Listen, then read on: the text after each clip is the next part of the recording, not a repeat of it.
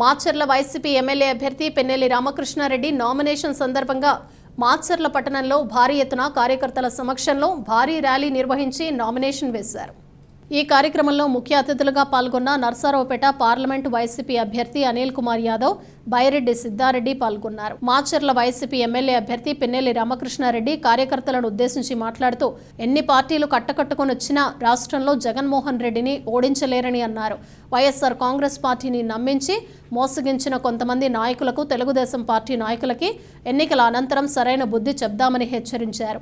బైరెడ్డి సిద్ధారెడ్డి మాట్లాడుతూ మాచర్ల నియోజకవర్గం YCP MLA అభ్యర్థి పెన్నెల్లి రామకృష్ణారెడ్డిని ఓడించేందుకు చందాలేసుకునే ప్రయత్నం చేస్తున్నారని, చందాల కోసం వెళ్తున్నప్పుడు మాచర్ల తెలుగుదేశం అభ్యర్థిపై డబ్బు పెట్టుబడి పెడితే బొక్క తప్ప మరేమీ లేదని చర్చించుకుంటున్నారని అన్నారు.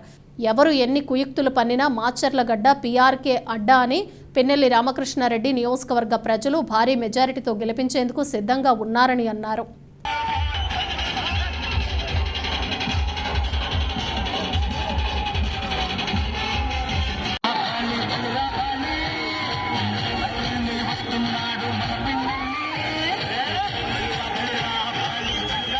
స్థాయి నుంచి రాష్ట్ర స్థాయి వరకు కూడా తెలుగుదేశానికి సంబంధించి కుయుత్తులు కుట్రలు చేసే నాయకులు ఒళ్ళు దగ్గర పెట్టుకొని ఉండమని కూడా కోరుతా ఉన్నాను.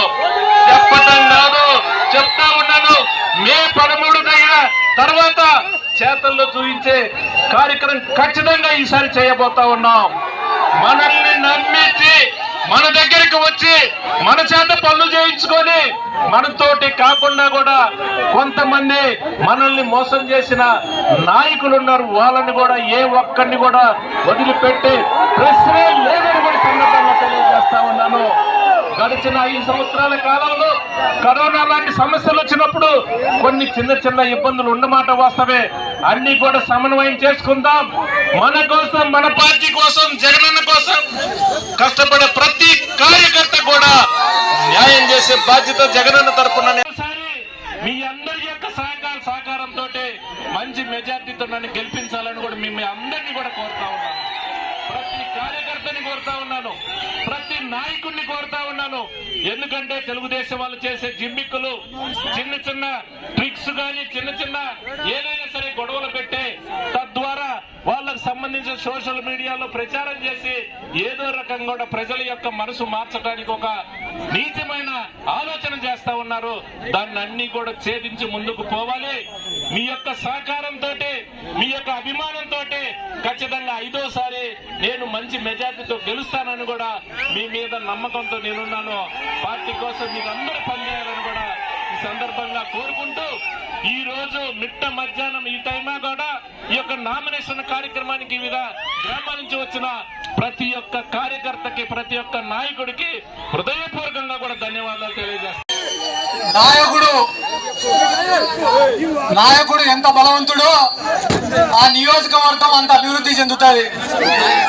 నాయకుడు ఎంత బలవంతుడిగా ఉంటాడో అక్కడ కార్యకర్తలు అంత సంతోషంగా ఉంటారు. ఎక్కడైతే నాయకుడు బలవంతుడిగా ఉంటాడో అక్కడ ప్రతి ఒక్కరు కూడా సంతోషంగా ఉంటారు. ఈ మాచర్ల నియోజకవర్గంలో పెన్నెల్లి రామకృష్ణారెడ్డి అన్న చాలా బలమైన నాయకుడు. ఆయనకున్న పరిచయాల పరంగా కావచ్చు, జగన్మోహన్ రెడ్డి గారితో ఆయనకున్నటువంటి సాన్నిహిత్యం పరంగా కావచ్చు, ఆయన యొక్క ధైర్యం కావచ్చు, ఆయన బండికి ఆయననే డ్రైవర్, ఆయననే ఓనర్, ఆయననే క్లీనర్. నా భార్యను తిట్టినారు, మీరందరూ చూసినారా లేదా తమ్ముళ్ళు అని అడుగుతా. అంతటి స్వార్థపరుడు. ఈ రోజు పేదవాళ్లకు, పెద్దవాళ్లకు, ముసలి వాళ్లకు, అవ్వాతాతలకు పెన్షన్ ఇస్తుంటే ఆ పెన్షన్ రాకుండా ఆపింది ఇదే నారా చంద్రబాబు నాయుడు. ఎందుకు ఆపేవు చంద్రబాబు నాయుడు అంటే, వాలంటీర్లను చూస్తుంటే జగన్మోహన్ రెడ్డి గారు గుర్తొస్తున్నారు కాబట్టి వాలంటీర్లు ఉండకూడదని చెప్పినారు.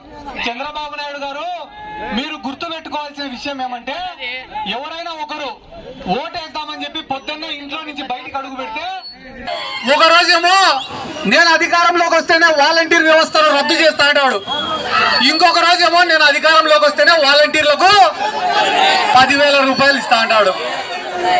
ఈ రోజు జగన్మోహన్ రెడ్డి గారిని సైకో అంటాడు.